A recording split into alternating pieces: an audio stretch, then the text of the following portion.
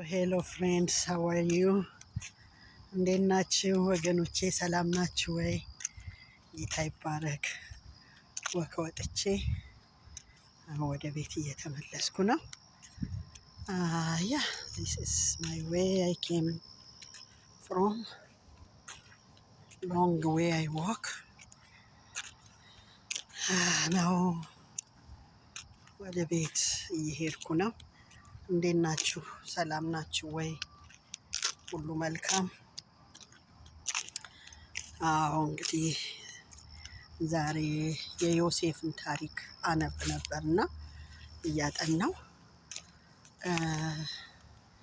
ዮሴፍ ህልሙን እንዴት አድርጎ ለመጀመሪያ ጊዜ ለወንድሞቹ እንደተናገረ እና ወንድሞቹ እንዴት እንደተናደዱበት በቃ እንዴት ያለ ህልም ነው ብለው የቀኑ ይመስለኛል። እና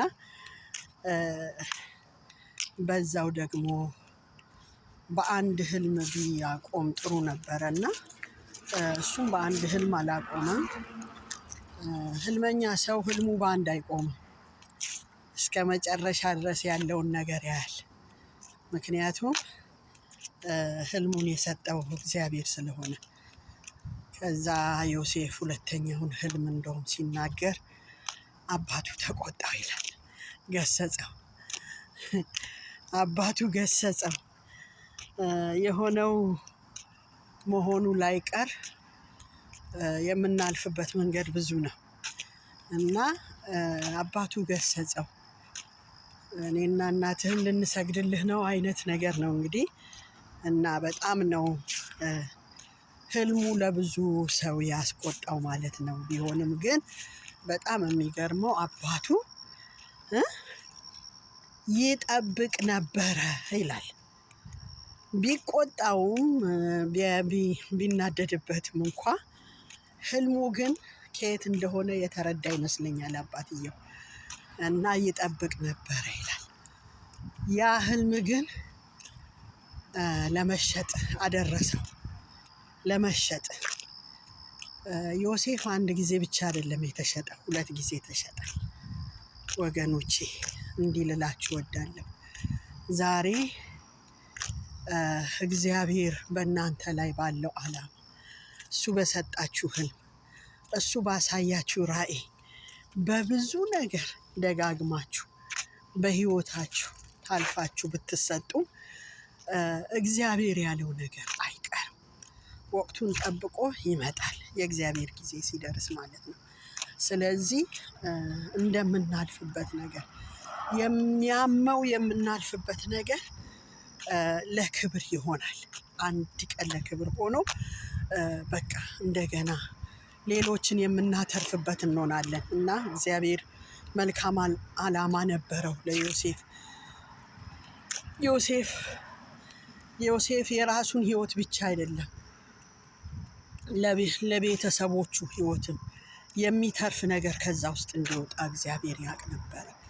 እግዚአብሔር በዛ ውስጥ እንዲያልፍ ሲፈቅድ ለክፉ አይደለም። ምክንያቱም የሚሆነውን የመጨረሻውን እግዚአብሔር ስለሚያውቅ ነው። ወገኖቼ እንዲህ እላችኋለሁ፣ ጌታ በተናገራችሁ ነገር ላይ በምትከፍሉት ዋጋ አትዘኑ፣ ደስ ይበላችሁ።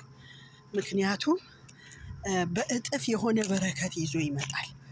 የምታልፉበት ነገር በጣም አስቸጋሪ ከባድ ነው ያላችሁት ነገር፣ በወቅቱ መልስ ያጣችሁለት ነገር ዮሴፍ በአንድ ነገር ብቻ አይደለም በጲጥፋራ ቤት ውስጥ ሆኖ እንደገና በንጉሱ ሚስት እንኳን የተፈተነበት ጊዜ ነበረ። ነገር ግን በመጨከኑ፣ የጨከነ ሰው ይሻገራል። በመጨከኑ ህልሙ ሆኖ እንዲመጣለት አደረገው። ወገኖቼ የምንፈራው ነገር፣ የከበደን ነገር፣ ከአቅም በላይ የሆነው ነገር ህልማችንን የሚፈታ ይሆናል። ስለዚህ ህልም የሚፈታ ነገር አለ እላችኋለሁ። እግዚአብሔር ህልማችሁን ይፈታል። እግዚአብሔር ህልማችሁን እውን ያደርጋል። ስለዚህ በዚህ ተጽናኑ ልል እወዳለሁ። አሁን ወደ ሰፈሬ ልመለስ። እግዚአብሔር ታላቅ አምላክ ነው። ጌታን አክብሩት። እግዚአብሔር መልካም አምላክ ነው። እሱ በስራውም ጻድቅ ነው። ጌታ ዘመናችሁን ይባርከው። ይህንን ልላችሁን የገባሁት እየተራመድኩኝ እንግዲህ ከእናንተ ጋር የእግዚአብሔርን ቃል ሼር ማድረግ ስለፈለግኩኝ ነው።